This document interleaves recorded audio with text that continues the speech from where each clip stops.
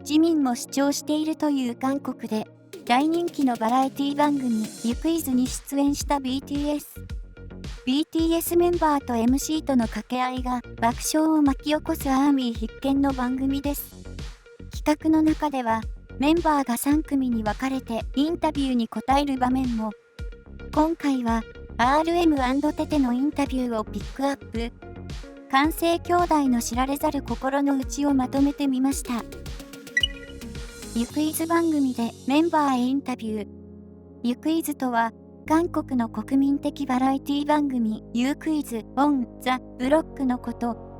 大人気コメディアンのユジェソク氏とチョセホ氏が MC を務めていて、軽快なトークを繰り広げながらクイズに挑戦する番組です。過去に放送されていたシーズン1から2では、各地の路地を探索し、そこで出会った街の人とトークやクイズを繰り広げる街頭クイズショーでした。しかし、パンデミックの影響により、それも難しくなり、シーズン3からは、毎回異なるテーマに沿って、ゲストとクイズや対談を楽しむ企画に変更しています。そこにゲストとして迎えたのが BTS。7人全員が出演してみたかったという番組だけあり、冒頭からのびのびと自由に楽しんでいる様子がアーミーの期待値を上げまくります。そしてその期待を裏切らないのが BTS ですよね。アイドル芸人と呼ばれる BTS は芸人顔負けの面白さですが、韓国の国民ってMC との掛け合いがスパイスとなって、いつもとはまた少し違った楽しみ方を味わえます。ゲストの悩みや興味があるものなどを上手に引き出し、ウェットに富んだ軽快なトークが番組の魅力の一つなのだとか。BTS が出演した回は、100分丸ごと BTS 特集として、クイズ編とインタビュー編の贅沢な2部制構成。面白いだけでなく、ユニットごとのインタビューでは、メンバーの心の内を知ることができて必見です。どのユニットも素晴らしいインタビューでしたが、今回は RM たすテテナムテテのインタビューについてまとめてみました。RM& テテ。一見似てないように感じる RM とテテですが、まるで兄弟のように感性がよく合うことから、関西兄弟と RM が命名するほど共通点が多いナムテテ。二人は練習生時代を振り返りながら、懐かしそうにインタビューに答えてくれました。9. 初めて会った時のお互いの印象は？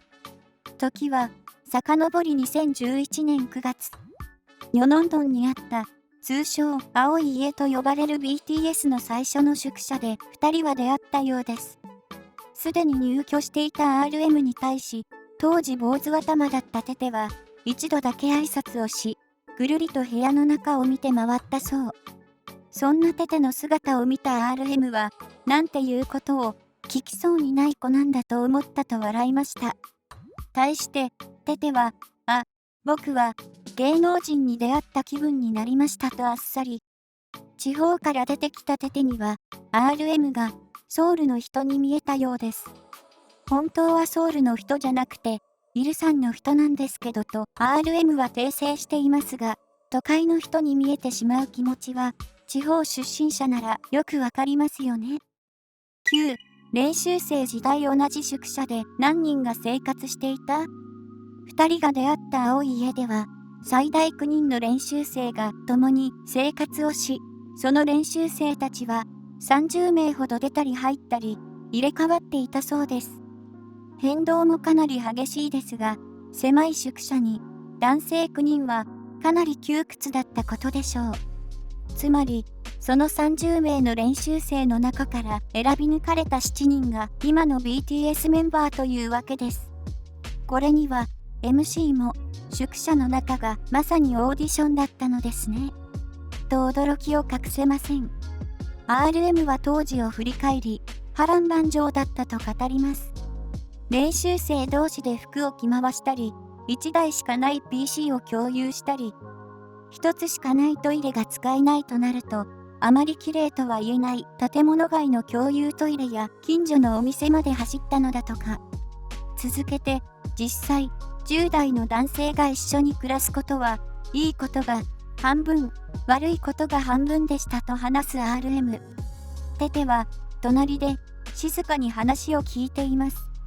多感な年代の少年たちが、多方面から何人も集まって、転校した学校へ通い、練習や寝食も共にするのですから、想像以上に困難なことに違いありません。練習生だった頃は、どんなに不透明なものでも、そのリスクに全てをかけていて、コンビニの前に座って、細木と空が曇ってる。俺たちの未来みたいだなって話していた時がそうだったんだと思います。でも振り返ってみれば、その年代の誰もが通る道だったんじゃないかって、この時深く考えながら言葉を選び、少しずつ紡ぐように語る RM の姿がとても印象的でした。宿舎から出ていくメンバーが多いため、新人開発チームに電話で呼び出されたら、メンバーをはじめとする練習生たちは大騒ぎだったそう。そう聞くと、一見良い知らせのように思いますが、会社に呼び出されること自体が僕たちにとっては深刻なことでしたとテテが話し、RM は深くうなずきます。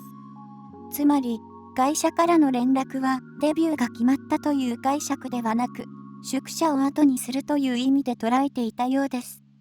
最初は、共に過ごしてきた仲間たちを思って涙を流していたそうですが、その数はあまりに多く、次第にお前も行くのか？たまには遊びに来いよ、お疲れ様、バイバイという風に変わっていったのだとか。なんて過酷な世界なのでしょうか。そんな過酷な練習生時代を駆け抜けた BTS。7人の絆の深さは、その当時から培われ、今も彼らのベースとなっているのでしょう。当然ですが、そんな思い出深い宿舎も後に引っ越すことになります。この時青い家から去る思いを込めた楽曲が引っ越し。当時の RM の強い思いが込められていて、BTS を語るに外せない名曲です。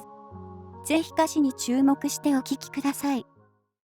9、宿舎生活で不便だったことは？これには、家族とあまり会えないことですとテテが即答しました。当時テテのご両親は、コジェトウというソウルから離れた地に住んでいたようです。コジェトウからソウルへの道のりは、なんと往復で12時間。移動するだけで1日の半分を費やしてしまいます。それでも、息子と30分会うために、ご両親は12時間をかけて会いに来てくれていたそうで、そのことにテテは胸を痛めていました。食事をする時間がなかなか取れなかったメンバーたちのために、ご飯だけは食べなさいと、バナナ牛乳やパンなどを差し入れしてくれたのだとか。テテだけでなくメンバーのことも心配する両親の愛情深さが、テテに受け継がれていることがわかります。まさに、涙を誘うエピソードに、それを食べながら涙が流れませんでしたか？と尋ねられると、いや、それも1回か2回くらいでとケロッとしちゃうテテ。テテワールドに振り回される MC 陣も必見です。お父さんが毎週来てくれていましたが、帰っていく時が少し寂しかったです。行かないでって幼心に泣いたこともあります。練習生の生活は本当に辛かったので、僕疲れた。辞めたいって電話したこともありました。そしたら、お父さんはしんどいなら辞めたらいい。違う職業はいくらでもあるんだから、他の仕事を一緒に探そうって言うから、僕は言うことが何もなくなってしまって、その話を持ち出したこと自体が恥ずかしかった。時間が経って考えてみたら、僕はあの言葉にとても感動したんです。お父さんのことが大好きで、心の底から尊敬しているテテらしい言葉の数々。RM はテテのお父さんがかけてくれたクムシラコという言葉をメンバーが長い間スローガンのように覚えていたと話します。クムシラコとはキョンサドの方言で、それがどうしたという意味。辛いことがあったなら、クムシラコ。また信じて立ち上がればいいんだよ。大変なことがあったなら、クムシラコ。他のことをすればいいんだよというお父さんの優しい愛情が込められています。そんな大好きなお父さんと顔だけでなく性格も似たいと話すテテは、僕の夢はお父さんなんですと、まっすぐな瞳で語りました。これを聞いた MC は、本当に羨ましいと感嘆の声。テテの温かい性格は、素敵な家族との関係が培ったものなのでしょうね。いつまでもテテらしくいてほしいと願ってしまいます。9. 練習生時代に心に残っていることは？ RM はどうしてもジャジャン麺を食べたい衝動に駆られ、振り付けの練習の時間にお腹が痛いと抜け出して急いで近くのお店に食べに走ったことがあったとか。かなり豪快です。大好物のジャジャン麺を食事制限のために1ヶ月近く経っていたために禁断症状が起こったのですね。すぐに戻ればバレないと考え、超特急で食べて練習室に戻るも、ジャジャン麺の匂いですぐにバレて叱られてしまったそう。可愛らしすぎます。しかし、RM は懲りることなく再挑戦。振り付けを終えて、新しく引っ越した宿舎に帰らなければならなかったある日のこと。引っ越し前の宿舎には、まだ誰も入居していなかったため、RM は、そこに、ジャジャン麺の出前を頼むという計画を企てたのです。きっとお腹が空いていたのでしょう。大好きなジャジャン麺を食べるために彼は必死です。しかし、いざ食べようとしたとき、不幸にも、スタッフから所在を確認する電話が。残念ながら、この計画は失敗に終わってしまいました。ジャジャン麺、満足に食べさせてあげたいですね。食べ物の話はつきません。アイスクリームが食べたかった RM とテテは、宿舎への帰り道にこっそりと食べながら歩いていました。ちょっと、このエピソードだけでひどく可愛いですね。すると、二人に向かって少しずつ近づいてくる一台の車が、まさかね、マネージャーじゃないだろうと話していた二人でしたが、車はすぐそばに止まり、どこへ行くんだと、まさかのマネージャーが現れたのだとか。まさに不運。示し合わせてないにもかかわらず、二人はとっさにアイスをポケットの中にしまって隠します。ちょっと待ってください。ポケットにアイス隠す発想、ありますか？完成兄弟のリンクすごすぎます。ポケット大惨事です。マネージャーと別れた二人は、ヒョン、これ食べられるよね？食べようと再度アイスを食べながら帰ったのだとか。